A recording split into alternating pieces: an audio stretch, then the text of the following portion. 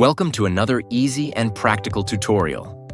Today, we're diving into two essential Excel functions, IF and IFS. These are fundamental for working with data and making logical decisions in spreadsheets. In the example in front of us, we have a data set showing workers from an insurance company, their salaries, and the number of insurance policies they sold in 2024. These details are organized in columns G, H, and I. We'll use these to perform a series of calculations. First, in column G, we'll use an IF statement to classify the workers' salaries. We'll determine whether their salary is average or above average. Next, in columns H and I, we'll evaluate the workers' performance based on the number of insurance policies they sold and calculate their bonus accordingly. The bonus criteria are as follows.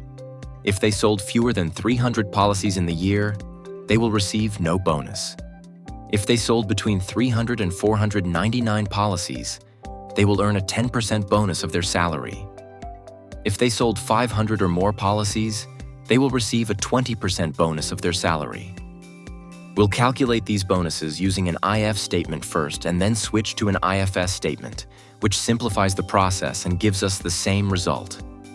Now that we know the plan, let's get started step by step. To start building the formula, go to cell G3. Begin by typing an equal sign followed by if, and then an open parenthesis. As soon as you do this, Excel will guide you by showing the required components of the formula. The first value you need to input is the condition, which determines whether the result will be true or false. In this case, the condition is the salary in cell E3 less than 6,000? To write this, type E3 less than 6,000. Next, add a comma to move to the next value. Here you specify what happens if the condition is true. Since we're classifying salaries, if the condition is true, the result should be average. To indicate this, type average. Always put text values in quotation marks. After that, type another comma to move to the third value, which defines what happens if the condition is false. For this scenario, if the salary is not less than 6,000, it must be 6,000 or more. So the result should be above average. Write above average in quotation marks and then close the parenthesis and press enter to complete the formula.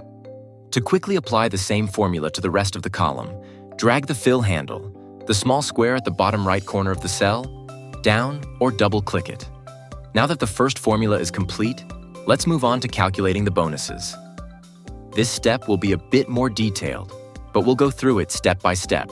In this step, we'll use an if statement again, but this time we'll create a nested IF, which is essentially placing one formula inside another. Let's break it down step by step. Start by going to the cell where you want to calculate the bonus. Begin by typing an equal sign equals followed by if, and then open the parenthesis. The first part of the formula will check the initial condition, just like before. The condition here is, did the worker sell fewer than 300 units? If yes, the result will be no bonus, so type no bonus in quotation marks because it's text, followed by a comma. Now for the false value, instead of entering a fixed result, we'll insert another if statement. This is where the formula becomes a nested if. By adding another if, we're telling Excel, if the first condition is false, evaluate this next condition. The second condition checks whether the worker sold less than 500 units. If true, the bonus will be 10% of their salary.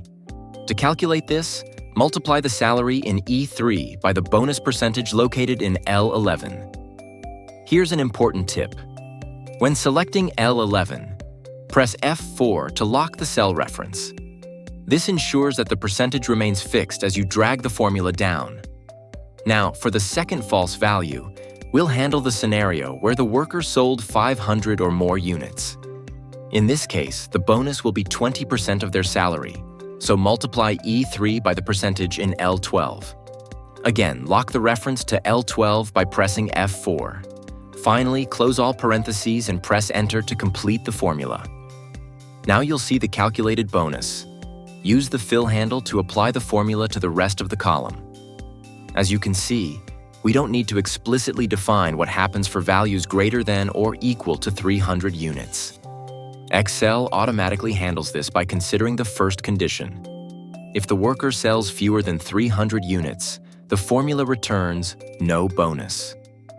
But if the worker sells 300 or more, Excel will then move to the second condition, where the bonus is calculated based on the sales range of 300 to 499. The values that meet or exceed 500 units are handled in the final part of the formula. Essentially, each condition overrides the previous one as needed, so we don't need to repeat the logic for values above 300. Now, let's try the IFS statement, which is a bit simpler for multiple conditions because we don't need to nest formulas within each other. Let's start by clicking on cell I3, typing equal followed by IFS, and then opening the parenthesis. With IFS, you can define multiple conditions in one formula. So, for our first condition, if the number of insurance policies sold is less than 300, followed by a comma, then enter no bonus, in quotation marks, since it's text. Next, type another comma to move to the next condition. If the number of policies sold is less than 500. If true, you want to calculate the bonus, so type F3 times L11 and don't forget to lock the column reference by pressing F4 to keep L11 fixed when you drag the formula down. Now type another comma to add the final condition. If the number of policies sold is greater than or equal to 500, you want to apply a 20% bonus. So type F3 times L12 to multiply the salary by the percentage in L12. Finally, close the parenthesis and press Enter. Now the formula is ready. Just drag the fill handle or double-click the small square in the bottom right corner of the cell to copy the formula down the column. With the IFS statement, we get the same result as before, but without needing to nest formulas. For more complex conditions like using AND function and OR functions, or other logical functions, we'll dive into those in another tutorial. For now, this is a basic introduction to IF statements, and I hope it helps you set up your own conditional formulas.